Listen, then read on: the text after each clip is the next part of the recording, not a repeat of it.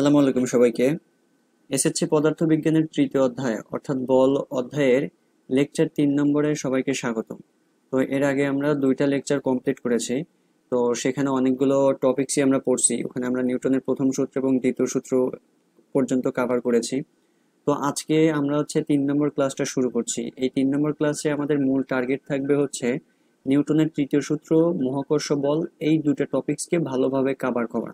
মানে এই দুটো টপিকসের সাথে রিলেটেড যে জিনিসপত্রগুলো আছে সেই জিনিসপত্রগুলো পড়ে ফেলা, তো বেসিক পড়ে ফেলা, এবং তারপরে গিয়ে এই রিলেটেড যেগুলো সিকিউ আসতে পারে, সৃজনশীল প্রশ্ন হতে পারে, সেই সৃজনশীল প্রশ্নগুলো সলভ করে ফেলা। ঠিক আছে? তো এই লেকচারে আমরা যা পড়বো, তো আমাদের কি পড়া লাগবে? প্রথম টপিকসটা থাকবে নিউটনের তৃতীয় সূত্র, এরপরে আমরা মহাকর্ষীয় বল পড়বো, এরপরে আমরা অভিকর্ষ ত্বরণ পড়বো, তারপরে আমরা থিওরিগুলো পড়া শেষ হয়ে গেলে আমরা 2টা সিকিউ দেখবো। ঠিক আছে? তো ঠিক আছে, তো তাহলে চলো শুরু করা যাক। তো আমরা তাহলে কি পড়ছি বলো? নিউটনের তৃতীয় সূত্র।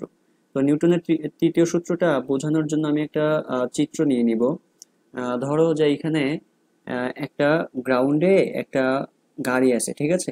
একটা গাড়ি আছে, তো এই গাড়িটা অনেক দূর থেকে এসে এটাকে, এই ব্লকটা, কাঠের ব্লকটিকে আঘাত করছে, মানে বল প্রয়োগ করছে। ঠিক আছে? এই দিকে একটা বল দিচ্ছে, মানে আমার হাতের ডান দিকে বল দিচ্ছে। ঠিক আছে? এই যে কাঠের ব্লকটিকে গাড়িটি এসে ধাক্কা দিল, তাহলে এখানে কি কি বল কাজ করবে একটু চিন্তা করো তো। এ- এটার উত্তর হচ্ছে যে এই গাড়িটা এই ব্লকের উপর একটা বল প্রয়োগ করবে ডান দিকে। আচ্ছা, শুধু কি এই একটা বলই কাজ করবে? উত্তরটা হচ্ছে না, এই কাঠের ব্লকটাও কিন্তু কি করবে বলো, এই গাড়ির উপর বিপরীত দিকে একটা বল দিবে। সো এই দিকে একটা বল দিবে। ঠিক আছে? মানে ব্যাপারটা এরকম হবে। গাড়ি বল দিচ্ছে, বাস্তব জীবনে কিন্তু এরকম হয় যে গাড়িটা তুমি এই গাড়িটা বল দিচ্ছে এইদিকে, আর ব্লকটা বল দেবে কি বলো, বাম দিকে। সো যে কোনো বস্তুই কিন্তু এরকম হয় যে তুমি বল প্রয়োগ করলে, ধরো তুমি একটা দেয়ালে বল প্রয়োগ করছো, তুমি যেমন দেয়ালের উপর বল প্রয়োগ করছো, দেয়ালটাও কিন্তু তোমাকে বিপরীত দিকে একটা বল প্রয়োগ করবে। বল কখনোই সিঙ্গেল অবস্থায় কাজ করতে পারে না, এরা সবসময় জোড়ায় জোড়ায় কাজ করে। ঠিক আছে? এরা মিঙ্গেল অবস্থায় কাজ করে, মানে এক জায়গায় বল প্রয়োগ করলে সেখান থেকে একটা বিপরীতমুখী বল পাওয়া যায়। তো এইটাকে দেখো, আমরা ডান দিককে বলতেছি F1। এই যে গাড়িটা ব্লকটির উপর যে বল প্রয়োগ করছে এটা হচ্ছে F1, এটাকে বলা হচ্ছে ক্রিয়া বল। ঠিক আছে? আর এর বিপরীত দিকে যে বলটা কাজ করছে এটাকে আমরা নাম দিচ্ছি F2, এটাকে আমরা বলছি প্রতিক্রিয়া বল। ঠিক আছে? তো নিউটন আমাদের তৃতীয় সূত্রে এটা বলেছে যে আমাদের যে ক্রিয়া বলটা, বাস্তব জীবনে এরকম হয় কিন্তু, এই ক্রিয়া বল আর প্রতিক্রিয়া বল, এই দুটো কিন্তু সমান হয়। তার মানে গাড়িটা ব্লকটার উপর যে পরিমাণে বল প্রয়োগ করবে, তো এই ব্লকটাও গাড়িটার উপর সমান মানের বল প্রয়োগ করবে, কিন্তু সেটা বিপরীতমুখী হবে। ঠিক আছে? গাড়িটা যেদিকে বল দিচ্ছে ব্লকটা তার বিপরীতমুখী বল দিবে। তো নিউটন তার তৃতীয় সূত্রের বিবৃতিতে এটাই বলেছে যে যখন একটি বস্তু অন্য একটি বস্তুর উপর বল প্রয়োগ করে, তখন সেই বস্তুটিও প্রথম বস্তুর উপর বিপরীত দিকে সমান বল প্রয়োগ করে। সো এই F2 আর F1 এটা কি হবে বলো, পরস্পর সমান কিন্তু বিপরীতমুখী হবে। তো এটাকে আমরা গাণিতিকভাবে যদি লিখি যে ক্রিয়া বল সমান সমান কি হবে বলো, প্রতিক্রিয়া বলের সমান হবে, কিন্তু সেটার মানে দিকটা ঋণাত্মক হবে। এই যে ঋণাত্মকটা দিয়ে কি বোঝানো হচ্ছে, দিকটা বিপরীত বোঝানো হচ্ছে কিন্তু। ঠিক আছে? F1 is equals to minus F2, এই মাইনাস বলতে বোঝায় এই F1 আর F2 পরস্পর বিপরীতমুখী প্রতিক্রিয়া করছে। ঠিক আছে? তো নিউটনের তৃতীয় সূত্রের বিবৃতি তো এটা ছিল। আমরা চাইলে এটাকে এভাবে প্রকাশ করতে পারি যে প্রত্যেক ক্রিয়ারই একটি সমান ও বিপরীতমুখী প্রতিক্রিয়া আছে। যেখানে ক্রিয়া বল থাকবে সেখানে অবশ্যই প্রতিক্রিয়া বল থাকবে, এবং এই প্রতিক্রিয়া বল পরস্পর বিপরীতমুখী হবে ক্রিয়া প্রতিক্রিয়া বল, এবং এরা পরস্পরের সমান হবে। তো এটা ছিল আমাদের প্রথম এক্সাম্পল। আমরা আরো এক্সাম্পল নিতে পারি। ধরো যে একটা ছেলে বা যে কোনো মানুষ হাঁটছে, তো এই পায়ের কথা চিন্তা করে, এই পা দিয়ে কি করে বলো, ওই ছেলেটা মাটির দিকে একটা বল প্রয়োগ করছে। এটাকে ধরো যদি আমরা ক্রিয়া বল বলি, তাহলে এই মাটিটাও কি করবে বলো, উপরের দিকে একটা বল প্রয়োগ করবে। সো এটাকে আমরা বলতেছি প্রতিক্রিয়া বল, এবং এই ক্রিয়া বল এবং এই প্রতিক্রিয়া বল পরস্পর বিপরীতমুখীর জন্য এটাকে মাইনাস F নেওয়া হয়েছে। ঠিক আছে? আচ্ছা, তো এই মানটা কিন্তু সমান। এই ছেলেটা যদি 5 নিউটন বল নিচের দিকে প্রয়োগ করে, তাহলে এই মাটিটাও কিন্তু উপরের দিকে 5 নিউটন বলই প্রয়োগ করবে। তো এটা ছিল এক্সাম্পল 2। এক্সাম্পল 3টা নিতে পারি। আমাদের যে রকেট গুলো উপরের দিকে উঠে, এটা কিভাবে উঠে? উত্তরটা হচ্ছে এই যে রকেটের মধ্যে যে ফুয়েল গুলা থাকে, এর মধ্যে যে জ্বালানি গুলা থাকে, সেই জ্বালানি দিয়ে কি করে বলো, ও নিচের দিকে একটা বল প্রয়োগ করে। ঠিক আছে? এই নিচের দিকে একটা বল প্রয়োগ করে, এটাকে আমরা বলতেছি ক্রিয়া বল। আর আমরা জানি প্রত্যেক ক্রিয়ারই একটা বিপরীতমুখী প্রতিক্রিয়া বল আছে, দ্যাটস ওয়াই এর উপরের দিকে একটা প্রতিক্রিয়া বল পাবো, এই F2 প্রতিক্রিয়া বল। হ্যাঁ, আর এই প্রতিক্রিয়া বলটাই কি করবে বলো, আমাদের এই রকেটটাকে উপরের দিকে উঠায় নেবে। আচ্ছা, তো এটা গেছে নিউটনের তৃতীয় সূত্র। হ্যাঁ, তিনটা এক্সাম্পল দেখছি আমরা, গাণিতিক ভাবেও দেখছি, বিবৃতিটাও মনে রাখিও। তো এখন হচ্ছে আমরা মৌলিক বল পড়তে পারি। মৌলিক বল বলতে কি বোঝায়, আমাদের এই মৌলিক বল মোট দিয়ে চারটা আছে, ঠিক আছে, এই চারটা বাদে বাকি যে বলগুলো থাকবে সেগুলো এদের আন্ডারের মধ্যেই থাকবে, ঠিক আছে।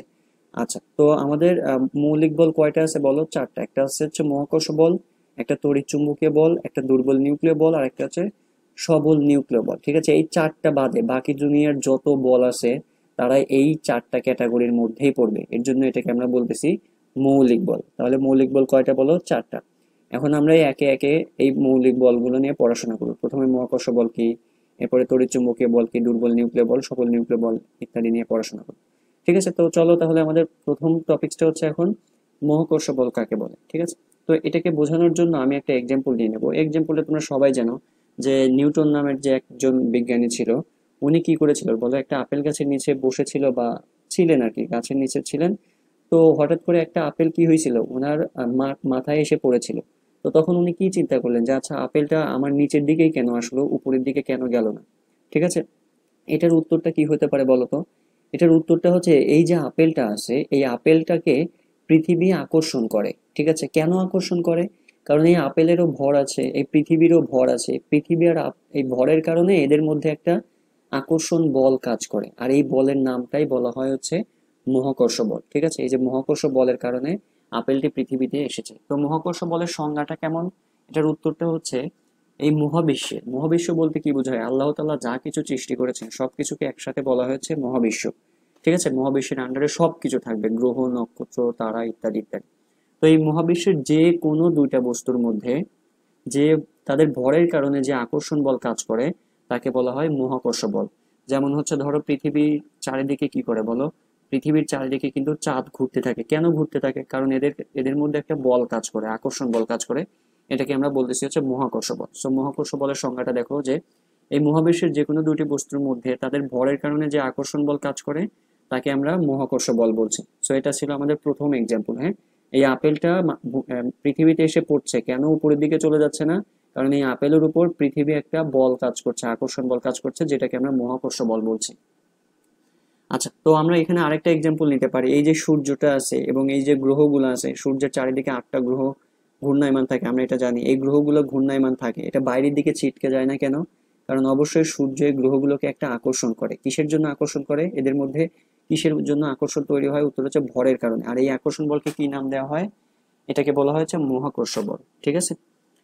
আচ্ছা, তো আমরা আরেকটা এক্সাম্পল নিতে পারি। এই যে পৃথিবী আর চাঁদ, অবশ্যই এদের মধ্যে একটা আকর্ষণ বল কাজ করবে ভরের কারণে, এবং এই আকর্ষণ বলকে আমরা বলছি হচ্ছে মহাকর্ষ বল, ঠিক আছে। আচ্ছা, তো এখানে দেখো যে বই আর ফুটবল, এটার মধ্যেও কিন্তু আকর্ষণ বল কাজ করে।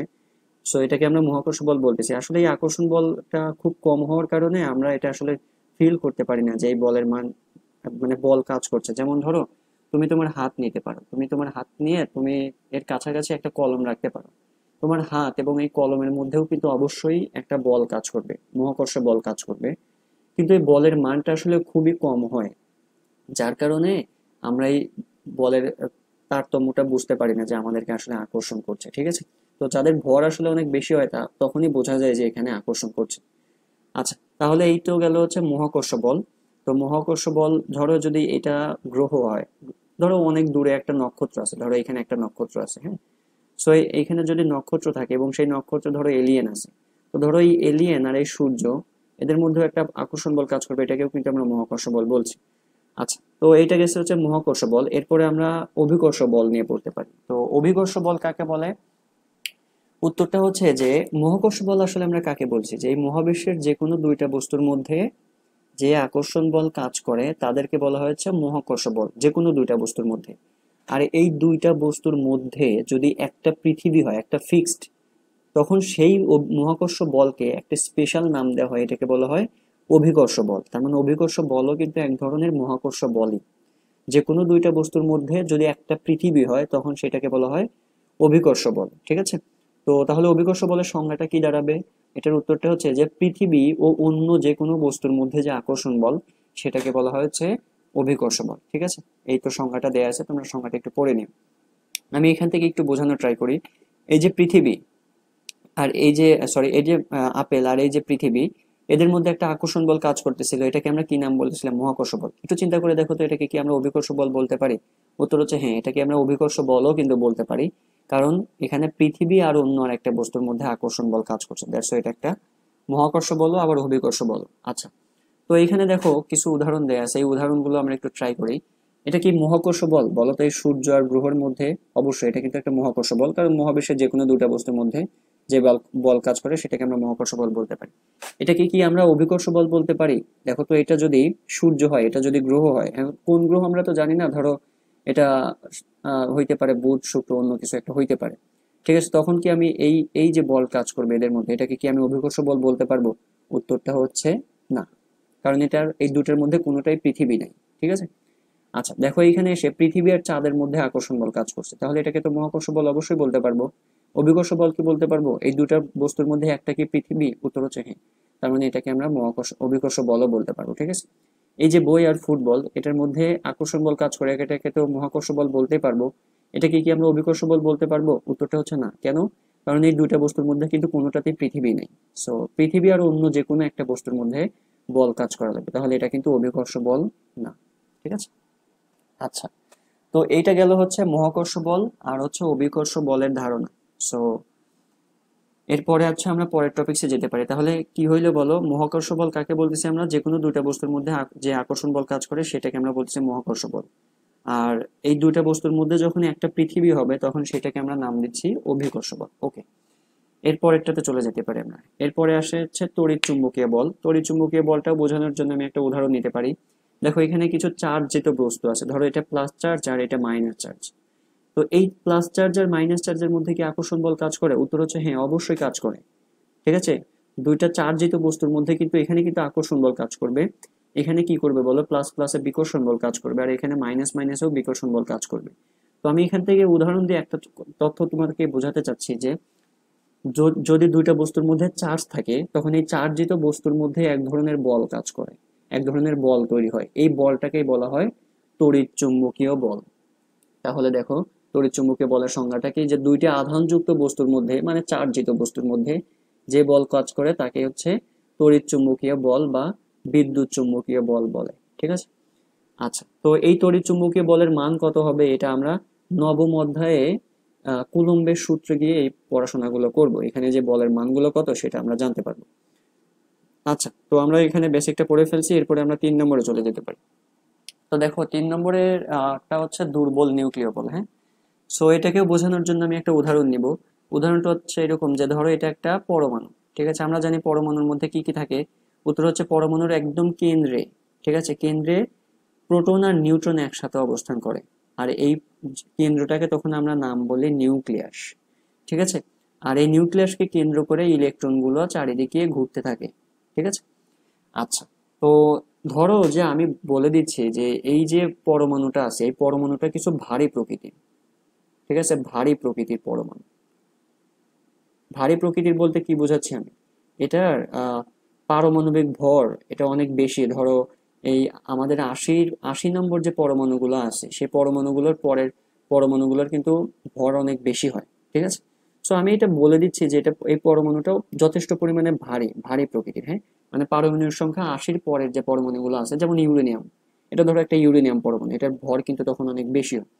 সো এই যেগুলো ভর বেশি হয় তখন তারা কি করে জানো? এদের একটা ধর্ম আছে, যারা কিছুটা ভারী প্রকৃতির তারা ওদের মধ্যে থেকে বিভিন্ন রকমের কণা নিঃসরণ করে, কণা ছেড়ে দেয়, নিজের ভিতর থেকে কণা ছেড়ে দেয়। এই কণাগুলোকে আমরা নাম বলছি তেজস্ক্রিয় কণা।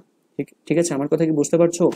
যে পরমাণুগুলো কিছুটা ভারী প্রকৃতির হয়, সেই ভারী প্রকৃতির পরমাণুগুলো তার মধ্যে থেকে বিভিন্ন রকম কণা ছেড়ে দেয়, এই কণাগুলোকে বলা হয় হচ্ছে তেজস্ক্রিয় কণা। ঠিক আছে, তো কি কি কণা হইতে পারে? উত্তর হচ্ছে আলফা কণা, বিটা কণা, গামা কণা। এই এই 3 ধরনেরই প্রধানত কণা নিঃসরণ করে, এদেরকে আমরা বলতেছি হচ্ছে তেজস্ক্রিয় কণা। তাহলে এই ভারী প্রকৃতির পরমাণুগুলো আলফা আলফা কণা, বিটা কণা, গামা কণা এই জিনিসগুলো এই তেজস্ক্রিয় কণাগুলো নিঃসরণ করে। আর এই যে এই ধর্মটা, এই যে ভারী প্রকৃতির পরমাণুর যে ধর্ম, এই ধর্মকে কিন্তু তেজস্ক্রিয়তা বলা হয়। ঠিক আছে, আচ্ছা, তো আমি এখানে কি বুঝাইতে চাচ্ছি, তাহলে এই পরমাণুগুলো তেজস্ক্রিয় কণা নিঃসরণ করতেছে। এখন তেজস্ক্রিয় কণা বের করে দিচ্ছে, এখন এই যে তেজস্ক্রিয় কণা বের করে দিচ্ছে, এখন কাউকে বের করে দিচ্ছে, এখানে কি কোনো বল কাজ করবে না? উত্তর হচ্ছে হ্যাঁ, কোনো একটা বলের মাধ্যমে কিন্তু এই কণাগুলোকে, এই পরমাণুগুলো বের করে দেয়। এই যে বলের কারণে, যে বলের মাধ্যমে এই তেজস্ক্রিয় কণাগুলো নিঃসরণ করে, ছেড়ে দেয়, সেই বলটাকেই বলা হয়েছে দুর্বল নিউক্লিয় বল। ঠিক আছে, তাহলে এই দুর্বল নিউক্লিয় বলের সংজ্ঞাটা কেমন দেখো। যে বলের কারণে পরমাণুর নিউক্লিয়াস তেজস্ক্রিয় ধর্ম প্রদর্শন করে, তেজস্ক্রিয় ধর্ম মানে তেজস্ক্রিয় কণা নিঃসরণ করে, সেই বলকে বলা হয় দুর্বল নিউক্লিয় বল। ঠিক আছে। আচ্ছা, তো আশা করি বুঝতে পারছো। আমি এর পরেরটাতে চলে যাই, 4 নম্বরটা চলে যাই। এখানে বিভিন্ন রকমের কথাবার্তা বলা আছে, এগুলো একটু তোমরা পড়ে নিও। মানে আমি এখানে যা এতক্ষণ বললাম এটা এক ভাষায় লেখা আছে, তো তোমরা এটা দেখে নিও, হ্যাঁ। আচ্ছা, এরপরে সবল নিউক্লিয় বল। সবল নিউক্লিয় বল কাকে বলে, এটাও আমি একটা উদাহরণ নেই। ধরো যে এটা আমাদের সেই আগের পরমাণু, যে কোনো পরমাণুর কেন্দ্রে কি থাকে, প্রোটন আর নিউট্রন একসাথে অবস্থান করে, তাই না? এখানে একসাথে অবস্থান করবে। তো এখানে একসাথে অবস্থান করবে প্রোটন আর নিউট্রন, আর ইলেকট্রন চারিদিকে ঘুরতে থাকে। এই যে প্রোটন আর নিউট্রন, এরা যে পরস্পর এখানে যুক্ত থাকে, এদের মধ্যে কি কোনো বল কাজ করে না? এরা কি এমনি এমনি থাকে? উত্তরটা হচ্ছে অবশ্যই এখানে একটা বল কাজ করা লাগবে। সো এই বলের কারণে আসলে প্রোটন আর নিউট্রন একসাথে পরস্পর অবস্থান করে, কোনো একটা বলের মাধ্যমে। এই প্রোটন আর নিউট্রন গুলো নিউক্লিয়াসে অবস্থান করে, আর যে বলের মাধ্যমে করে এই বলটাকে বলা হয় সবল নিউক্লিয় বল। ঠিক আছে, তাহলে সবল নিউক্লিয় বলের সংজ্ঞাটা কেমন, যে পরমাণু নিউক্লিয়াসে প্রোটন ও নিউট্রন একত্রে আবদ্ধ রাখে যে শক্তিশালী বল, তাকে বলা হয়েছে সবল নিউক্লিয় বল। মানে যেই বল এই প্রোটন আর নিউট্রনকে একসঙ্গে রাখে, তাকে বলা হয়েছে সবল নিউক্লিয় বল। ঠিক আছে। আচ্ছা, তো এই তো আমাদের 4টা মৌলিক বল ছিল। তো এই যে 4টা বল আছে, এই 4টা বলের মধ্যে কোনটা সবচেয়ে বেশি শক্তিশালী বল, এটা যদি তোমাকে প্রশ্ন করা হয়, তাহলে এটার উত্তরটা হচ্ছে এই 4টা বলের মধ্যে সবল নিউক্লিয় বল সবচেয়ে বেশি শক্তিশালী। ঠিক আছে, সবল নিউক্লিয় বলের মানটা অনেক বেশি হয়। কেন? কারণ এই যে পরমাণুগুলো অনেক অনেক বেশি শক্তি নিয়ে এরা পরস্পরের সাথে যুক্ত থাকে। ঠিক আছে, এর কারণে কিন্তু এই যে পারমাণবিক যে অস্ত্রগুলো আছে, সেই অস্ত্রগুলোয় কি করা হয়, এই পরমাণুগুলোকে কিন্তু ভেঙে দেওয়া হয়। সো ভাঙলে তখন এখান থেকে প্রচুর পরিমাণে শক্তি নির্গত হয়। ঠিক আছে, তোমরা তো জানো যে পারমাণবিক শক্তিগুলো কিন্তু পারমাণবিক অস্ত্রগুলো কিন্তু সত্যি ভয়ঙ্কর হয়। ওকে, তো সবচেয়ে শক্তিশালী বল হচ্ছে সবল নিউক্লিয় বল। এরপরে শক্তিশালী কে, তড়িৎ চুম্বকীয় বল। ঠিক আছে। আচ্ছা, তারপরে কে, দুর্বল নিউক্লিয় বল। মানে দুর্বল নিউক্লিয় বল দুর্বল, কিন্তু সেটা মহাকর্ষ বল থেকে কিন্তু দুর্বল না। মানে এখানে যদি র্যাঙ্কিং করো, তাহলে মহাকর্ষ বলটা সবচেয়ে বেশি দুর্বল, আর সবল নিউক্লিয় বলটা সবচেয়ে বেশি শক্তিশালী। ঠিক আছে। আচ্ছা, এরপরে যদি বলগুলোর মধ্যে পাল্লা চিন্তা করি, পাল্লা মানে কত রেঞ্জে বা কত দূরত্বে এটা কাজ করবে, উত্তরটা হচ্ছে মহাকর্ষ বল এটা কত কত কত দূরে কাজ করতে পারে। দেখো, আমার কাছ থেকে ধরো কিলোমিটার 1000 কোটি কিলোমিটার দূরের যে নক্ষত্রটা আছে, সেখানেও কিন্তু আমার আমার আর তার মধ্যে একটা বল কাজ করবে। সো মহাকর্ষ বলটা যে সীমা, হ্যাঁ, বলের যে সীমা সেটা কিন্তু অসীম। ঠিক আছে, অসীম পর্যন্ত মহাকর্ষ বল কাজ করতে পারে। আর তড়িৎচুম্বকীয় বলের দূরত্ব কম হয়, দুর্বল নিউক্লিয় বলেরও পাল্লা কম হয়, আর সবল নিউক্লিয় বলের পাল্লা সবচেয়ে কম হয়। ঠিক আছে, সবচেয়ে কম হয়। তোমরা একটু বই থেকে রিডিং পড়িও, এখানে এই কত পাল্লাটা কত, মানে কত দূরত্বের মধ্যে এটা কাজ করে সাধারণত, এই মানগুলো দেয়া আছে, যদিও এটা পরীক্ষার জন্য খুব একটা ইম্পর্টেন্ট না। তো তুমি এখান থেকে মাথায় রাখিও যে মহাকর্ষ বল অসীম পর্যন্ত কাজ করতে পারে, আর সবল নিউক্লিয় বল সবচেয়ে কম জায়গার মধ্যে কাজ করে। আচ্ছা, তো এই তো গেল আমাদের মৌলিক বলগুলো। এখন আমরা মহাকর্ষ বল পড়তেছিলাম, তাই না? মহাকর্ষ বল ও অভিকর্ষ বল, যদিও দুটার মধ্যে প্রায় অনেক বেশি সিমিলারিটি। তো আমি যদি তোমাকে বলি যে ধরো আমার মধ্যে আর একটা কলমের মধ্যে অবশ্যই একটা মহাকর্ষ বল কাজ করে, এখন এই মহাকর্ষ বলের মান কত, এটা যদি প্রশ্ন করা হয়, ঠিক আছে, তাহলে আমরা সেটা কিভাবে বের করব, সেই টপিকসটাই আমরা এখন শুরু করতেছি। আমরা এখন পড়ব মহাকর্ষ আর অভিকর্ষ বলের মান নির্ণয়। ঠিক আছে, তো এই মানটা আমরা কিভাবে নির্ণয় করতে পারি, উত্তরটা হচ্ছে নিউটনের মহাকর্ষ সূত্র আছে একটা। এই নিউটনের মহাকর্ষ সূত্র থেকে আমরা মহাকর্ষ বলের মান কত হবে সেটা বের করতে পারি। ঠিক আছে। আচ্ছা, তো নিউটনের মহাকর্ষের সূত্র, এখানে বিবৃতিটা দেওয়া আছে যে মহাবিশ্বের প্রতিটি ভরযুক্ত বস্তু কেন্দ্রের সংযোজক রেখা বরাবর আকর্ষণ করে। ঠিক আছে, আচ্ছা, এই আকর্ষণ বলের মান বস্তুর ভরের সমানুপাতিক ও দূরত্বের বর্গের ব্যস্তানুপাতিক। তো আমি এটা একটু পরে এক্সপ্লেন করছি। আমি এখানে একটা চিত্র নিতে পারি।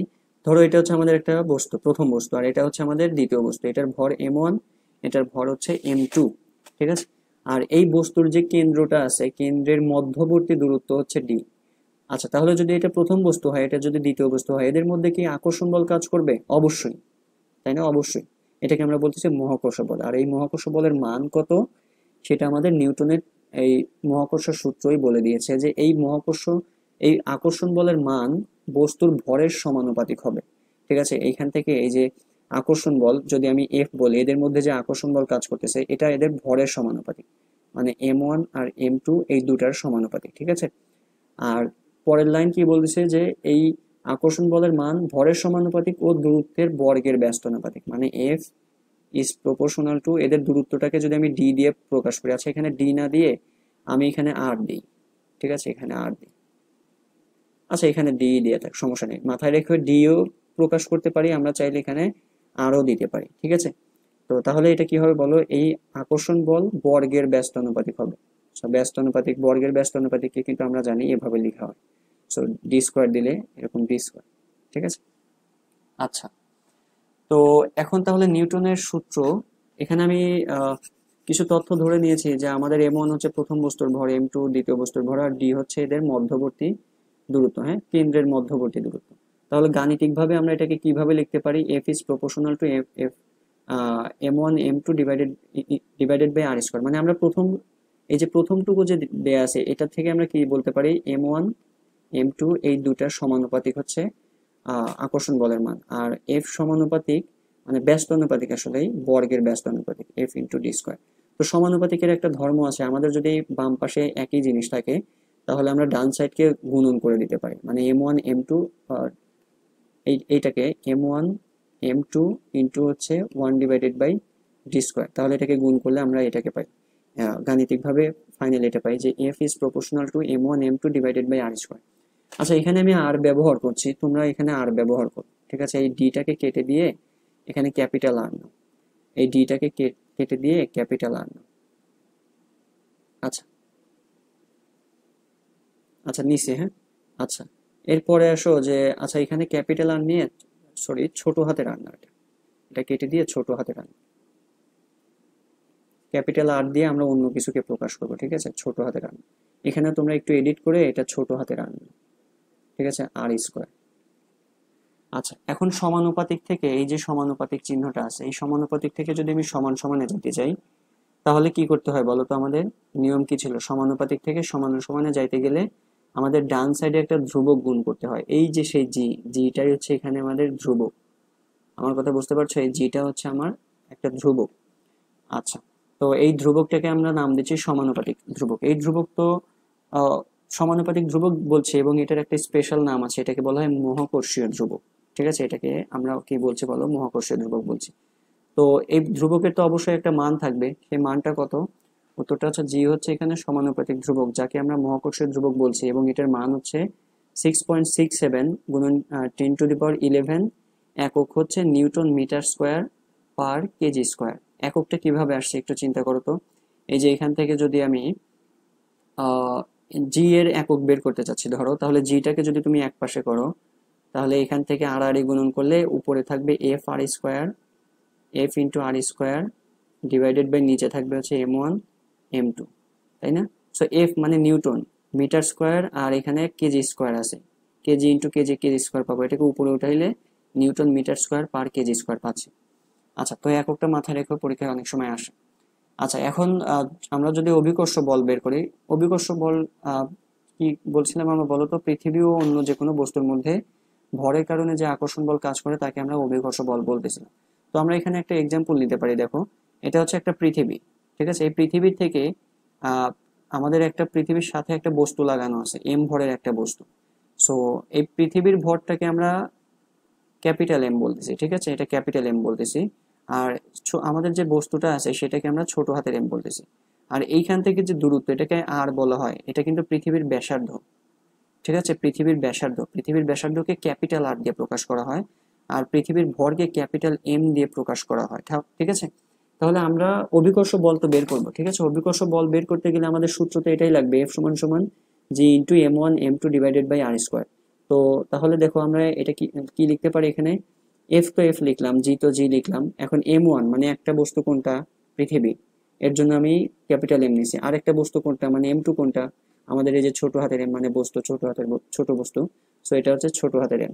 আর এদের মধ্যবর্তী দূরত্ব কত বলো, আর স্কোয়ার, দ্যাটস এখানে আমি ক্যাপিটাল আর স্কোয়ার নিয়েছি। এখানে কিন্তু পরিচয় আছে, এম হচ্ছে বস্তুর পৃথিবীর ভর, আর আর হচ্ছে পৃথিবীর ব্যাসার্ধ, এবং এদের কিন্তু একটা মান আছে, সেটা হচ্ছে এরকম, এম হচ্ছে পৃথিবীর ভর এবং এই ভরটা হচ্ছে 6 × 10⁻24 কেজি। এটা অ্যাকচুয়ালি এরকম না, 5.98 গুণন 10⁻24 কেজি, মানে এটা কাছাকাছি, তো এর জন্য 6 নিয়ে নেওয়া হয়। সো এটাও অনেক সময় দেয়া থাকতে পারে, এটাও দেয়া থাকতে পারে। আচ্ছা, আর আর বলতে কি বোঝাচ্ছি আমরা, পৃথিবীর ব্যাসার্ধ বোঝাচ্ছি। এটা কত, এটার উত্তর হচ্ছে পৃথিবীকে তো যদি তুমি ব্যাসার্ধ চিন্তা করো, এটার গড় ব্যাসার্ধ হয় হচ্ছে 6400 কিলোমিটার, ঠিক আছে, 6400 কিলোমিটার। আমরা যদি এটাকে মিটারে নিই তাহলে এখানে 1000 দিয়ে গুণ করবো, তাই না, গুণ করলে আমি এখানে 6.4 গুণন 10⁻6 মিটার পাচ্ছি। তো এটা এটা হচ্ছে আমাদের অভিকর্ষ বল। এই সূত্র আর এই সূত্রের মধ্যে কিন্তু পার্থক্য নেই, বাট আমাদের অভিকর্ষ বল বের করতে বললে আমরা সরাসরি এই সূত্রটাই প্রয়োগ করবো, ঠিক আছে। F into G capital M small M divided by হচ্ছে আর স্কোয়ার, যেখানে ক্যাপিটাল এম হচ্ছে কি বলো, পৃথিবীর ভর, এটার মান কত, 6 × 10⁻24 কেজি। আর এখানে ক্যাপিটাল আর বলতে কি বোঝাচ্ছে, পৃথিবীর ব্যাসার্ধ, মান কত, 6400 কিলোমিটার। অনেক সময় আমাদের প্রশ্নগুলোতে এই মানগুলো দেয়া থাকে, আবার অনেক সময় দেয়া থাকে না, দ্যাটস ওয়াই তোমার কিন্তু এটা মুখস্থ থাকা লাগবে, ঠিক আছে। পৃথিবীর ভর এবং ব্যাসার্ধ অবশ্যই মুখস্থ রাখবা। আচ্ছা, আচ্ছা, এখানে তোমাদের একটা প্রশ্ন করি তো। এটা হচ্ছে আমি যখন ইউনিভার্সিটি ভর্তি পরীক্ষা দিয়েছিলাম, এই প্রশ্নটা আমার বার আসছিল।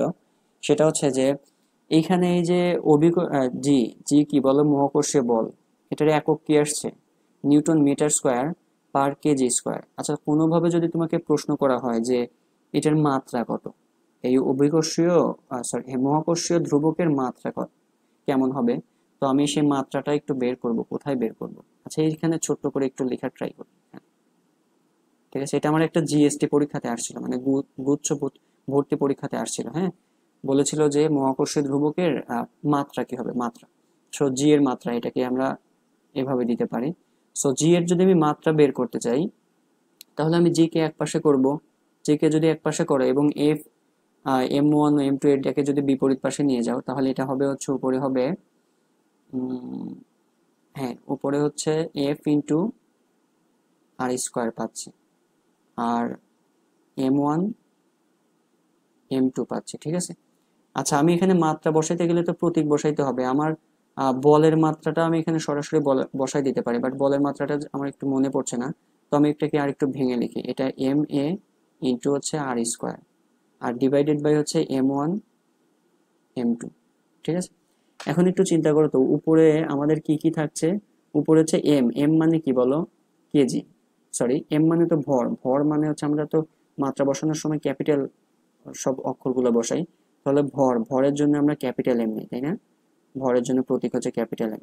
আর এ মানে ত্বরণ, ত্বরণের মাত্রা কি ছিল, এল টি ইনভার্স 2 ইন্টু এখানে আর স্কোয়ার, আর স্কোয়ার মানে কি দৈর্ঘ্যের উপর স্কোয়ার, তার মানে এটা হচ্ছে এল এর উপর স্কোয়ার, ঠিক আছে।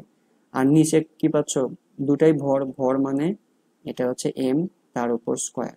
তার মানে এটাকে যদি তুমি উপরে উঠাও, আমি এটা কেটে দিই, এটাকে যদি তুমি উপরে উঠাও, দেখো এটা কি কি পাবো আমরা, এটা পাবো, এটা এম স্কোয়ার উপরে উঠলে এম ইনভার্স 1 হয়ে যাবে, তাই না, উপরে এই যে নিচে একটা এম উপরে একটা এম কাটা চলে যায়, নিচে একটা এম থাকে, তাহলে এই এম কে উপরে উঠালে এম ইনভার্স 1 হয়।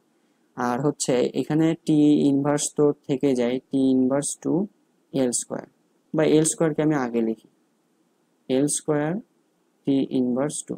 সো এইটা হচ্ছে আমাদের অভিকর্ষীয় ধ্রুবকের মাত্রা, ঠিক আছে। তো অনেক সময় এমসিকিউতে কিন্তু দিতে পারে এই মাত্রা আর এই হচ্ছে প্রতীক, এই দুটা ভালোভাবে মুখস্থ করিও, এটা বের করার প্র্যাকটিসটাও করিও, ঠিক আছে। আচ্ছা, তো আশা করি বুঝতে পারছো যে আমরা মহাকর্ষীয় বল বা অভিকর্ষীয় বলের মান কিভাবে বের করব। আচ্ছা, এরপরে আমরা নেক্সট টপিকসে যাই। আচ্ছা, এখানে দেখো যে আমরা অভিকর্ষ ত্বরণ দ্বিতীয় অধ্যায় পড়ে আসছি, তাই না।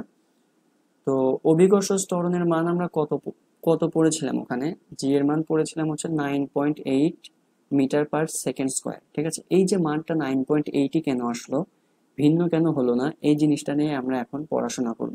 এখানে হেডিংটা কি দেওয়া হচ্ছে বা এখানে টপিক্সের নাম কি দেওয়া হচ্ছে, যে বিভিন্ন স্থানে অভিকর্ষ ত্বরণের তারতম্য। হ্যাঁ, তো এইখানে আমাদের হচ্ছে কি হয়েছে বলো, এটা যদি পৃথিবী হয়, এখানে একটা বস্তু রাখা আছে, তাহলে এই পৃথিবীর দিকে অবশ্যই একটা বল কাজ করবে, পৃথিবীর দিকে পৃথিবীর সাথে বস্তুর একটা বল কাজ করবে, যে বলটাকে আমরা বলতেছি হচ্ছে মহাকর্ষীয় বল। ঠিক আছে, আচ্ছা, তো এখানে যেহেতু বল কাজ করছে, আমরা জানি বল যেখানে আছে সেখানে কিন্তু অভিকর্ষ, সেখানে একটা ত্বরণও আসবে। তো এখানে একটা ত্বরণ কাজ করছে, এই ত্বরণকে আমরা নাম বলতেছি হচ্ছে অভিকর্ষ ত্বরণ। ঠিক আছে, তো অভিকর্ষ ত্বরণের সংজ্ঞাটা হচ্ছে এরকম, যে অভিকর্ষ বলের প্রভাবে মুক্তভাবে পড়ন্ত কোনো বস্তুর বেগ বৃদ্ধির হারকে অভিকর্ষ ত্বরণ বলে। আমরা জানি এটা বেগ বৃদ্ধির হারকে ত্বরণ বলে। হ্যাঁ, আচ্ছা, তো এই যে অভিকর্ষ ত্বরণ, এটা বের করে নিয়ে আসে, চলো কিভাবে বের করা যায়। আমরা এখানে দুইটা সূত্র প্রয়োগ করতে পারি। এর মধ্যে যদি আমরা নিউটনের মহাকর্ষীয় সূত্র ব্যবহার করি এই এই দুটার মধ্যে, তখন আমরা কি লিখতে পারি বলো, এফ জি। হ্যাঁ, এখানে মহাকর্ষীয় বলকে মহাকর্ষীয় বলকে আমরা এফ জি দিয়ে প্রকাশ করতে পারি।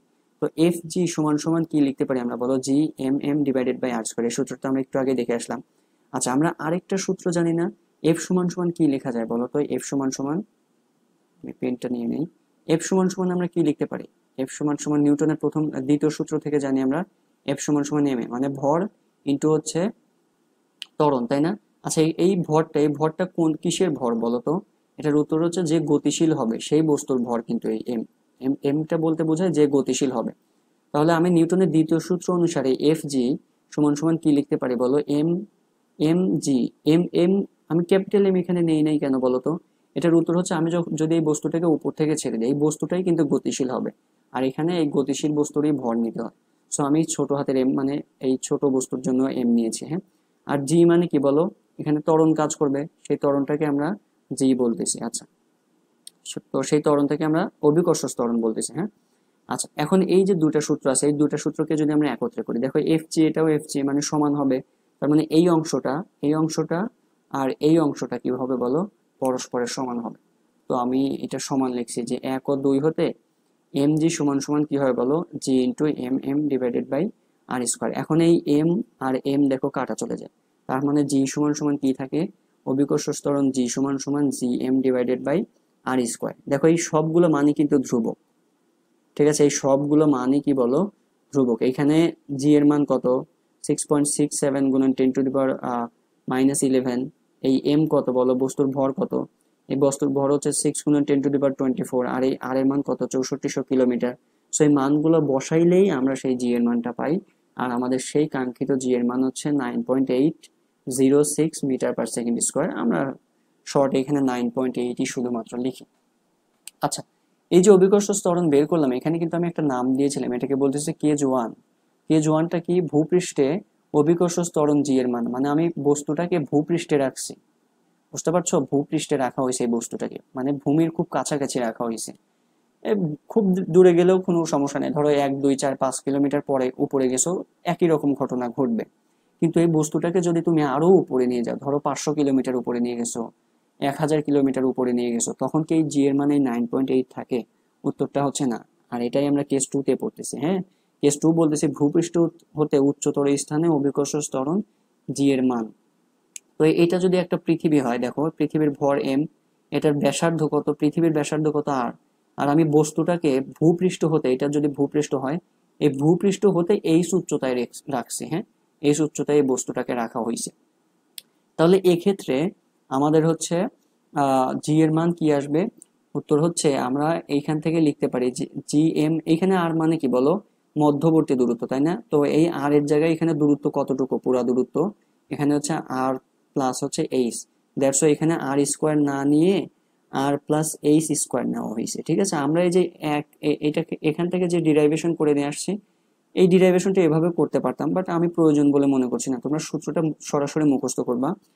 তো ভূপৃষ্ঠ হচ্ছে উচ্চতর স্থানে অভিকর্ষ ত্বরণ জি প্রাইম সমান সমান G M divided by R plus H whole square.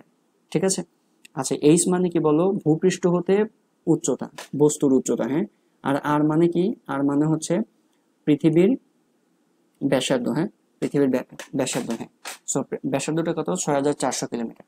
তো এটা হচ্ছে ভূপৃষ্ঠের উপরে রাখলে অভিকর্ষ ত্বরণের সূত্র, আর এটা হচ্ছে ভূপৃষ্ঠ থেকে অনেক উচ্চতায় নিয়ে গেলে অভিকর্ষ ত্বরণ নির্ণয়ের সূত্র। ঠিক আছে। আচ্ছা, এখানে পরিচয়গুলো বলা আছে, তোমরা পরিচয়গুলো একটু দেখিও। এম বস্তুর ভর, আর পৃথিবীর ব্যাসার্ধ, আর এইচ হচ্ছে ভূপৃষ্ঠ হতে উচ্চতা। এই দুইটা সূত্র একটু মুখস্থ রাখিও, হয় এই জি এর মানটাও মাথায় রাখিও, আর এই সূত্রটা মাঝে মধ্যে পরীক্ষায় দিতে পারে। আচ্ছা, তো আমরা হচ্ছে এখন আরেকটা বেসিক জিনিস দেখতে পারি বা মৌলিক একটা ধারণা দেখতে পারি। সেটা হচ্ছে যে আমরা বস্তুর ভর জানি। বস্তুর ভরকে আমরা ছোট হাতের এম বা হ্যাঁ, ছোট হাতের এম দিয়ে প্রকাশ করছি, এর একক হচ্ছে কেজি হয়। ভরের আসলে সংজ্ঞা কি, সেটা হচ্ছে এরকম যে কোনো একটা বস্তুর মধ্যে যে পরিমাণে পদার্থ থাকে তাকে আমরা বস্তুর ভর বলি। আর বস্তুর ওজন, এই দুইটা শব্দ কি একই বিষয়? উত্তরটা হচ্ছে না। বস্তুর ভর আর ওজন এই দুটা কিন্তু এক জিনিস না। ঠিক আছে, মাথায় রেখো, বস্তুর ভর আর ওজন আমরা বাস্তব জীবনে এই দুইটা শব্দকে অনেক সময় একই বিবেচনা করলেও কিন্তু এটা পদার্থবিজ্ঞানের ভাষায় ভর আর ওজন কিন্তু এক বিষয় না। ঠিক আছে। আচ্ছা, তো ভর তো বললাম যে কোনো একটা বস্তুর মধ্যে কি পরিমাণে পদার্থ আছে তার পরিমাণকে বলা হয় বস্তুর ভর। আর বস্তুর ওজন কাকে বলা হয়? উত্তরটা হচ্ছে যে আমরা মহাকর্ষ বল পড়ছি না? মহাকর্ষ বল কাকে বলছিলাম বলতো? যে এই মহাবিশ্বের যে কোনো দুইটা বস্তুর মধ্যে যে আকর্ষণ বল কাজ করে সেটাকে আমরা বলতেছিলাম মহাকর্ষ বল, তাই না? আর এই দুইটা বস্তুর মধ্যে যদি একজন পৃথিবী হয় তখন সেই বলটাকে আমরা বলতেছিলাম অভিকর্ষ বল। আর এই অভিকর্ষ বলের আরেকটা স্পেশাল নাম আছে, বা এটার অন্য আরেকটা নাম আছে, এটাকে বলা হয় ওজন বল। ঠিক আছে, বস্তুর ওজন বলা হয়। মানে কোনো একটা বস্তুকে পৃথিবী যে বলে আকর্ষণ করে তাকে মহাকর্ষ বলও বলা যায়, আবার ওজন বলও বলতে পারি। তার মানে সহজ কথা হচ্ছে বস্তুর ওজন এক ধরনের অভিকর্ষ বল। হ্যাঁ, ওজন যে কথা, অভিকর্ষ বলও কিন্তু একই কথা। ঠিক আছে। তো এখানে এই যে আমি এখানে ভরের সংজ্ঞাটা লিখছি, একটু পড়ে নিও তুমি। আর বস্তুর ওজন কি? কোনো বস্তুর অভিকর্ষ বলকে বস্তুটির ওজন বলে। হ্যাঁ, অর্থাৎ কোনো বস্তুকে পৃথিবী যে বল দ্বারা আকর্ষণ করে তাকে বস্তুর ওজন বল বলে। একে ডব্লিউ বা এফ দিয়েও প্রকাশ করা হয়। আচ্ছা, তাহলে ওজন কি? এক ধরনের অভিকর্ষ বল, মানে এটা অভিকর্ষ বলই। হ্যাঁ, তো সুতরাং বস্তুর ওজন সমান সমান হচ্ছে বস্তুটির অভিকর্ষ বল। আচ্ছা, তো এটা যদি আমাদের পৃথিবী হয়, এটা ধরো পৃথিবীর ভর আছে ক্যাপিটাল এম, আর ব্যাসার্ধ হচ্ছে আর, এবং বস্তুটা ভূপৃষ্ঠে রাখছি আমি। বস্তুর ভর হচ্ছে স্মল এম। হ্যাঁ। আচ্ছা, তাহলে এখানে বলো তো, আমরা বস্তুর ওজন সমান সমান আমরা জানি মহাকর্ষীয় বল, সো এফ এর জায়গায় আমরা ডব্লিউ লিখতে পারি। এই ডব্লিউ সমান সমান কি আসবে বলো? G into M M divided by R square. আমরা তো জানি তো এটা যে বস্তুর ওজন যে কথা, অভিকর্ষ বলও কিন্তু একই কথা। এটা কিন্তু অভিকর্ষ বল নির্ণয়ের সূত্র ছিল। তো এটাই কিন্তু বস্তুর ওজন হবে। আচ্ছা, এখন দেখো যে আমি যদি এই ছোট হাতের এম কে বাইরে নিয়ে আসি, ঠিক আছে, ছোট হাতের এম কে বাইরে নিয়ে আসলাম আর জি কে উপরে লিখলাম, এটা কিন্তু লেখা যায়। আর এটা কি তোমার পরিচিত পরিচিত মনে হচ্ছে যে G M divided by capital R এর উপর স্কোয়ার? উত্তর হচ্ছে হ্যাঁ, এটা কিন্তু আমাদের অভিকর্ষ ত্বরণ নির্ণয়ের সূত্র ছিল। মানে এরকম ছিল যে জি সমান সমান, দেখো জি সমান সমান G M divided by R square ছিল। তাহলে আমরা এটাকে রিপ্লেস করে জি নিয়ে আসতে পারি। সো ডব্লিউ সমান সমান হ্যাঁ, এই একই লাইন দুইবার লেখা হয়েছে। সো ডব্লিউ সমান সমান আমরা এম জি লিখতে পারি, কারণ জি সমান সমান G M divided by capital R এর উপর স্কোয়ার। ঠিক আছে, তার মানে বস্তুর ওজন নির্ণয়ের সূত্র সরাসরি মুখস্থ করবা। বস্তুর ওজন ডব্লিউ সমান সমান এম জি। সো ওজন, এটার একক কি আসবে বলতো? যেহেতু ওজন এক ধরনের বল, এক ধরনের অভিকর্ষ বল, এটার একক কিন্তু নিউটন আসবে। ঠিক আছে, ওজনের একক অবশ্যই নিউটন আসবে, আমি এটা লিখলাম না। হ্যাঁ, তাহলে এভাবে আমরা বস্তুর ওজন বের করতে পারি। হ্যাঁ, বস্তুর ওজন বললে ডব্লিউ সমান সমান এম জি দিয়ে বের করে ফেলবো। এই সূত্রটা খুবই ইম্পর্টেন্ট, এটা কত 10 স্টার দিয়ে রাখো। ঠিক আছে, পুরা সায়েন্সে থাকা অবস্থায় পুরা ক্যারিয়ারে এই সূত্রগুলো প্রচুর ব্যবহার করা লাগবে। আচ্ছা, তো এখন হচ্ছে আমরা এই যে থিওরিগুলো পড়লাম, এই থিওরিগুলোকে কাজে লাগিয়ে আমরা কিছু প্রবলেম করতে পারি। ঠিক আছে, কিছু প্রবলেম করতে পারি। তো এটা হচ্ছে যশোর বোর্ড 2023 সালে আসা একটা প্রবলেম। এখানে দেখো প্রশ্নটা হচ্ছে এরকম যে 20 কেজি ও 30 কেজি ভর বিশিষ্ট দুটি বস্তু এ ও বি পরস্পর হতে 10 মিটার দূরত্বে স্থির অবস্থায় রয়েছে। তাহলে এটা হচ্ছে আমাদের M1, আর এটা হচ্ছে আমাদের M2 বস্তু। এই দুটা বস্তুর মধ্যবর্তী দূরত্ব কত? ছোট হাতের আর যদি বলি, এটা হচ্ছে 10 মিটার। আচ্ছা, এ বস্তুর উপর বল প্রয়োগ করায় তা বি এর দিকে 10 মিটার পার সেকেন্ড গতিশীল হয় এবং মিলিত অবস্থায় বস্তু দ্বারা 4 মিটার পার সেকেন্ড বেগে চলমান থাকে। তো এই যে তথ্যটুকু, এইটুকু আসলে আমাদের এখানে কাজে লাগবে না, এটা হচ্ছে আমাদের সংঘর্ষ টাইপের প্রবলেম। সো এটা আমাদের আহ, আলোচনায় আছে, ঠিক আছে। এটা এইটুকু সলিউশন আমরা করব না, আমাদের এই প্রথমটুকুর জন্য আমাদের গ নম্বর প্রশ্ন আসছিল। সো উদ্দীপকের আলোকে বস্তু দুটির মহাকর্ষে বল নির্ণয় করো, ঠিক আছে। তো আমরা শুধু এইটুকু পর্যন্ত সীমাবদ্ধ থাকবো, এই পরের সলিউশনটা ঘ নম্বরটা সেটা আমরা পরে করে নিব, ঠিক আছে। তো এখানে গ নম্বরটা দিচ্ছি। গ নম্বর হচ্ছে আমাদের এই টপিকস এর সাথে রিলেটেড, হ্যাঁ। আচ্ছা, আমাদের মহাকর্ষীয় বল বের করতে বলছে, মহাকর্ষীয় বল। তো মহাকর্ষীয় বলের তো তুমি সূত্র জানো। মহাকর্ষীয় বল এফ সমান সমান কি হয় বলো? G into m1 m2 divided by R square, ঠিক আছে। m1 মানে প্রথম বস্তু, m1 এর ভর কত? আমাদের এটা হচ্ছে যে এ বস্তু নিতে পারি, এটা হচ্ছে 20 কেজি। আর m2 এর মান কত? m2 এর মান হচ্ছে 30 কেজি। আচ্ছা, আর হচ্ছে আর এর ভ্যালু কত? এদের মধ্যবর্তী দূরত্ব কত? এই যে বলে দিছে, এটা এটা হচ্ছে আমাদের 10 মিটার, ঠিক আছে। আর জি এর মান কত? মহাকর্ষীয় ধ্রুবক, জি এর মানটা হচ্ছে হ্যাঁ 6.67 গুণন 10⁻⁻11, একক হচ্ছে নিউটন মিটার স্কোয়ার, সরি এখানে নিউটন মিটার স্কোয়ার হবে, newton metre square per KG square. তাহলে এখানে সবগুলো মানই আমি বসায় ফেলতে পারি। সো এখানে মহাকর্ষীয় বল এফ সমান সমান, মান বসাও, এখানে মান বসে তোমরা ক্যালকুলেশন করো। 6.67 গুণন 10⁻11 গুণন হচ্ছে উপরে নিবা 20 গুণন 30 divided by R square, R square মানে হচ্ছে 10-এর উপর স্কোয়ার। তো এই জিনিসটাকে তোমরা ক্যালকুলেশন করবে, আমি জানি যে তোমরা ক্যালকুলেশন অনেক ভালো পারো। তো তারপর আমি অনেকের প্রবলেম হতে পারে। সো তুমি কি করবে বলো? এই যে এটা কিন্তু লবে আছে, তো এটার সাথে আগে এটাকে মাল্টিপ্লাই করো, হ্যাঁ। এটাকে আমি মাল্টিপ্লাই করছি, এই যে উপরের যে রাশিগুলো আছে এগুলোকে মাল্টিপ্লাই করো। 6.67 গুণন 10⁻11 গুণন হচ্ছে 20 গুণন হচ্ছে 30। তাহলে উপরে উপরে পাবা হচ্ছে 4.002 গুণন 10⁻⁻8, ঠিক আছে। আর নিচে পাবা কি বলো? 10-এর উপর স্কোয়ার করলে 100 পাচ্ছ। সো এটাকে যদি এখন আমি ভাগ দেই, সো প্রযুক্ত বল এফ সমান সমান, ভাগ দিলে এই চিহ্নটা আরো বাড়বে, মানে মাইনাসটা আরো বাড়বে, এটা 10 হয়ে যাবে। সো এটা 4.002 গুণন 10⁻⁻10, এটার একক কি বলো? এটার একক হচ্ছে নিউটন। সো এটাই আমাদের গ নম্বরের অ্যান্সার ছিল, ঠিক আছে। ওকে, তো প্রবলেমটা অনেক সহজ ছিল, এখানে সূত্রটা মুখস্থ থাকলে শুধু মান বসানো কাজ আর ক্যালকুলেশন করা কাজ। আচ্ছা, এরপরের প্রবলেমটাতে চলে যেতে পারি আমরা। এই প্রবলেমটা একটুখানি একটুখানি কঠিন আছে, বা একটুখানি চিন্তা করার বিষয় আছে। তো দেখো যে আমাদের একটা প্রশ্ন দেয়া আছে, এটা চট্টগ্রাম 2024-এ আসছিল। টেবিলে রাখা 500 গ্রাম ভরের একটি বইয়ের কার্যকারী বল, ঠিক আছে, 4.88 নিউটন। আচ্ছা, তো মহাবিশ্বের দুটি ভিন্ন স্থান, এটা হচ্ছে ভূপৃষ্ঠে আমাদের কার্যকর বল, হ্যাঁ। তার মানে এটা কিন্তু আমাদের ওজন দেয়া আছে, বস্তুর ওজন। আচ্ছা, এখন কি বলতেছে যে এখানে যে মহাবিশ্বের দুটি ভিন্ন স্থান এক্স আর ওয়াই, এটার ভরের অনুপাত, ঠিক আছে। এদের ভরের অনুপাত হচ্ছে 81 হচ্ছে 1, এবং এদের ব্যাসার্ধের অনুপাত আর স্মল আর সমান সমান হচ্ছে 4:1, হ্যাঁ। এক্ষেত্রে জি এর মান 9.8।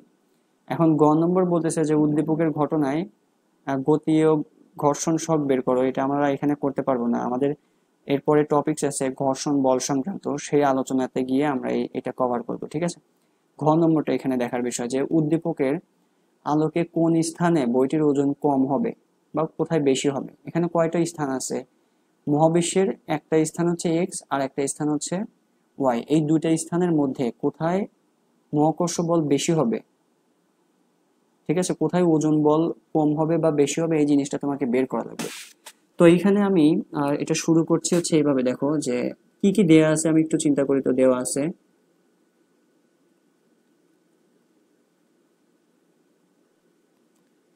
আছে এক্স ও ওয়াই এর ভরের অনুপাত, এক্স ও ওয়াই এর ভরের অনুপাত।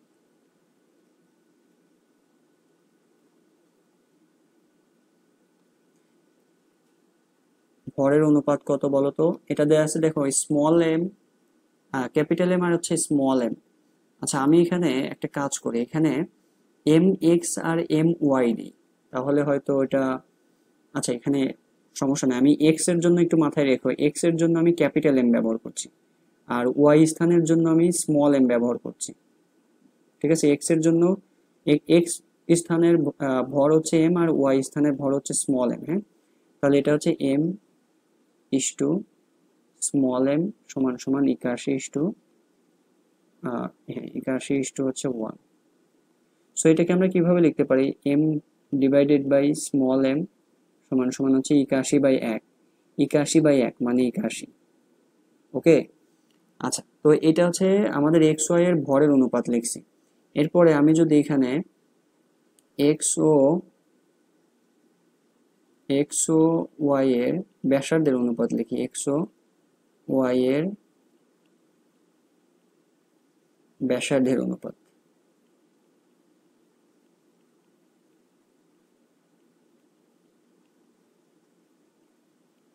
এটা কত বলো? এটা হচ্ছে এটা কিন্তু এই এক্স এর জন্য ক্যাপিটাল আর, তাই না? এক্স এর জন্য হচ্ছে ক্যাপিটাল আর, আর ওয়াই এর জন্য স্মল আর। মাথায় রেখো এটা, না হলে কিন্তু পরে ঝামেলা করবে। So R is to small capital R is to small আর সমান সমান হচ্ছে 4:1। ঠিক আছে, 4:1 হচ্ছে 1। আমি এই লাইনে লিখে ফেলি, বা এই আর ডিভাইডেড বাই আর সমান সমান, এটা হচ্ছে, এটা কত ছিল? 4:1, তার মানে এটা হচ্ছে 4। ঠিক আছে, বা 4/1 যাই বলো না, সরি এখানে একটু ওয়েট। হ্যাঁ এটা হচ্ছে, হ্যাঁ এটা হচ্ছে 4/1, মানে এখানে 4ই পাচ্ছি। ঠিক আছে, এই দুটা মান কিন্তু আমাদের এখন কাজে নেবে। আচ্ছা এখন আমাদের কি করতে বলতেছে, যে উদ্দীপকের আলোকে কোন স্থানে বইটির ওজন কম হবে। মানে তুমি দুই ক্ষেত্রে কি করবা বলো? বল বের করবা, সেই বল থেকে আমরা তুলনা করব। কিন্তু এইখানে না আমরা সরাসরি বলের মান পাবো না, বুঝতে পারছো? এখানে আমরা সরাসরি এই ওজনের এই বলের মানটা পাবো না, তো আমাদেরকে এটা তুলনা করতে হবে। ঠিক আছে, তো আমি এখানে লিখছি যে এক্স, দুইটা স্থান, একটা হচ্ছে এক্স স্থানের জন্য,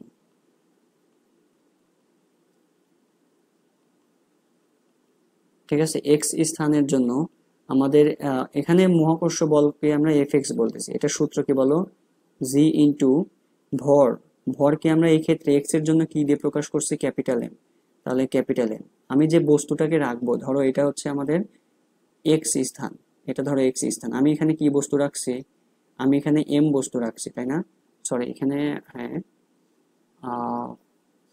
আচ্ছা এখানে আমি একটা বস্তুর নাম দিব, এই এই যে বস্তুটা, এটাকে ধরো যে এক্স বস্তু রাখছি। ঠিক আছে, এক্স বস্তু রাখা হয়েছে। কোন বস্তু? এই যে টেবিলে রাখা এত ভরের একটা বস্তু, ধরো এই বস্তুটাকে আমি রাখছি। ঠিক আছে, আমি কিন্তু এক্স আর ওয়াই অবস্থানে একই বস্তু রাখছি কিন্তু, হ্যাঁ এক্সেও, এক্স অবস্থানে যে বস্তু রাখছি, আবার ওয়াই অবস্থানেও কিন্তু সেই সেম বস্তুকেই রাখছি।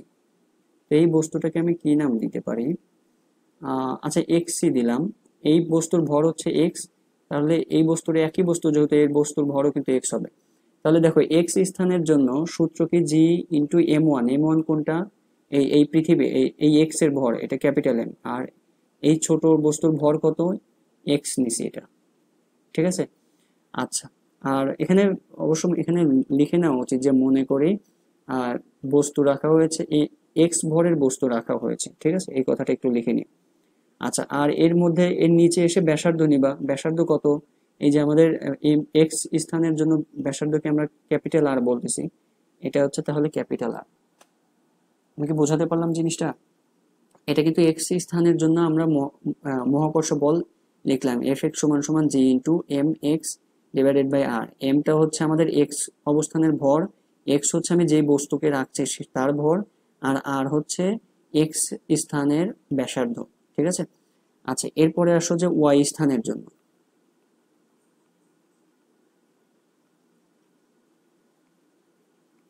এফ ওয়াই সমান সমান আচ্ছা, এটাকে একটা সমীকরণ দিই, এটাকে 1 নম্বর সমীকরণ দিই। সো এফ সমান সমান জি ইন্টু, এটা হচ্ছে দেখো এইবার M1 সূত্র কি, এফ সমান সমান, আচ্ছা হ্যাঁ এখানে সূত্র কি বলো, এফ সমান সমান জি M1 M2 ডিভাইডেড বাই, আচ্ছা এখানে তো একটা আর স্কোয়ার ছিল, M1 M2 divided by R square. So আমাদের প্রথম বস্তু কোনটা, এখানে হ্যাঁ এইটার জন্য সূত্র প্রয়োগ করছে, তাহলে ওয়াই এর ভর কত, স্মল এম, ঠিক আছে এটা হচ্ছে স্মল এম। আর যেই বস্তুটা রাখা হচ্ছে সেই বস্তুর ভর কত, এটা হচ্ছে এক্স ভরের বস্তু রাখতেছি। এই এই যে ওয়াই স্থানে এটার ব্যাসার্ধ কত, এটাকে আমরা স্মল আর বলতেছিলাম, তাই না, এটা হচ্ছে স্মল আর, দ্যাটস এটা হচ্ছে স্মল আর এর উপর স্কোয়ার। এটা হচ্ছে আমাদের 2 নম্বর সমীকরণ, হ্যাঁ। আচ্ছা, তাহলে এখন আমরা যদি এই 1 আর 2 কে ভাগ দিই, ঠিক আছে, এককে 2 দিয়ে ভাগ দিব, দেখো এখানে আসলে আমাদের বলতেছিল যে ওজন কোথায় কম হবে আর কোথায় বেশি হবে। আমরা এই কাজটা কেন করতেছি, এটার উত্তরটা হচ্ছে দেখো আমরা এই মানটা কিন্তু সরাসরি পাবো না, এক্স এর জন্য কত আবার ওয়াই এর জন্য কত, এই মানটা কিন্তু সরাসরি পাবো না। তো আমরা যখন সরাসরি না পাই তখন আমরা এটাকে অনুপাত করে দেই, ভাগ আকারে লিখে ফেলি, বুঝতে পারছো। তাহলে আমি এখানে ভাগ করে দিচ্ছি, হ্যাঁ, এফ এক্স কে এফ ওয়াই দিয়ে ভাগ দিয়ে দাও, এফ এক্স ডিভাইডেড বাই হচ্ছে এফ ওয়াই, 1 কে 2 দিয়ে ভাগ দিয়ে দিচ্ছি। তাহলে এটা সমান সমান আসবে, আমি আগে এটাকে লিখি জি ইন্টু, আচ্ছা এই জি কে কিন্তু উপরে একসাথে লেখা যায়, G M X divided by R square, ভাগ 1 কে 2 দিয়ে দিয়ে ভাগ দিচ্ছ, তাহলে এটাও এখানেও পাবো হচ্ছে G M, sorry small M, এটা এটা হচ্ছে G small M X divided by R square, ঠিক আছে। আচ্ছা, তো এখন দেখো যে আমি এখানে কি লিখতে পারি এখন, F X divided by F Y সমান সমান, এই ভাগ চিহ্নকে উঠাই দিয়ে G M X divided by R square, এই ভাগ চিহ্নকে উঠাই দিয়ে যদি আমি গুণ চিহ্ন নিয়ে আসি তাহলে পরের রাশিটা উল্টায় যায়, তাই না। তাহলে এটা R square divided by G M X, দেখো এখান থেকে এক্স আর এক্স কাটা চলে যায়, এই জি আর জিটা কাটা চলে যায়, তাহলে থাকে কি, দেখো থাকে এখানে, তাহলে লিখতে পারি F X divided by F Y সমান সমান থাকে, দেখো যে এই আর কে, এই এম কে এম এর নিচে লিখি, ক্যাপিটাল এম থাকে উপরে আর নিচে তো এই স্মল এমও থাকে, এটাকে আমি নিচে লিখলাম এখানে, হ্যাঁ। এটা ইনটু থাকে হচ্ছে উপরে থাকে ছোট হাতের আর স্কোয়ার, ঠিক আছে, আর নিচে থাকে কি বলো, বড় হাতের আর স্কোয়ার। আমি এই দুটাকে দেখো দুটার উপরে আর স্কোয়ার আছে, তাহলে আমি এটাকে হোল স্কোয়ার লিখতে পারি, আর আর ডিভাইডেড বাই ক্যাপিটাল আর তার উপর স্কোয়ার লিখতে পারি, ঠিক আছে। তাহলে এখানে এখন দেখো যে আমাদের এফ এক্স আর ডিভাইডেড বাই এফ ওয়াই, এটা সমান সমান দেখো এই এম ডিভাইডেড বাই এম, এটার মান আমরা বের করে রাখছিলাম, এটা কত আসছে, এটা আসছে 81, ঠিক আছে। আচ্ছা, এটা 81 গুণন এই ছোট হাতের আর ডিভাইডেড বাই আর কত, দেখো আমরা জানি বড় হাতের আর ডিভাইডেড বাই আর হচ্ছে 4, তাহলে ছোট হাতের আর এটাকে উল্টায় দাও, মানে এটা তো 4, তাহলে উল্টায় দিলে 1/4 পাবা। সো এই small R divided by capital R সমান সমান হচ্ছে 1/4 তার উপর স্কোয়ার। তাহলে এখানে এফ এক্স ডিভাইডেড বাই হচ্ছে এফ ওয়াই, এটাকে যদি তুমি ভাগ করো, 81 কে 4 দিয়ে ভাগ দিবা, 16 দিয়ে ভাগ দিবা, তাহলে 81 ভাগ হচ্ছে 16, এটা আসে 5.06, 5.06। তাহলে দেখো যে এফ এক্স সমান সমান আর আর গুণন যদি করে দেয়, এফ সমান সমান 06 গুণন হচ্ছে এফ ওয়াই, ঠিক আছে। তাহলে দেখো এই এফ এক্সটা এফ ওয়াই এর থেকে কত গুণের বেশি, 5 গুণ বেশি, তার মানে এফ এক্সটা কিন্তু এখানে বড়, তাহলে এখানে F X is greater than, F X is greater than F Y. তারপরে এখানে তোমরা মন্তব্য লিখবা যে এক্স অবস্থানে বইটির ওজন বেশি হবে, বুঝতে পারছো। এই যে এখানে দেখো, এখান থেকে আমরা সিদ্ধান্ত নিতে পারতাম F X by F Y, মানে তুমি এফ এক্স কে এফ ওয়াই দিয়ে ভাগ দিলে 5 আসতেছে, তো তার মানে এটা কিন্তু এফ এক্সটা কিন্তু বড়, যখন একের থেকে ভাগফল একের থেকে বড় হয় তার মানে লব বড়, ভাগফল একের সমান হলে লব আর হর দুটাই সমান, আর ভাগফল একের থেকে ছোট হইলে তখন হচ্ছে লবটাই ছোট আর হরটাই বড় হয়, তাই না। আচ্ছা যাই হোক, এখানে এফ এক্সটা এফ ওয়াই থেকে বড়, সো বইটার ওজন কোথায় এক্স অবস্থানে বেশি হবে, হ্যাঁ এক্স অবস্থানে বেশি হবে, এই মন্তব্যটা তোমরা লিখে নাও।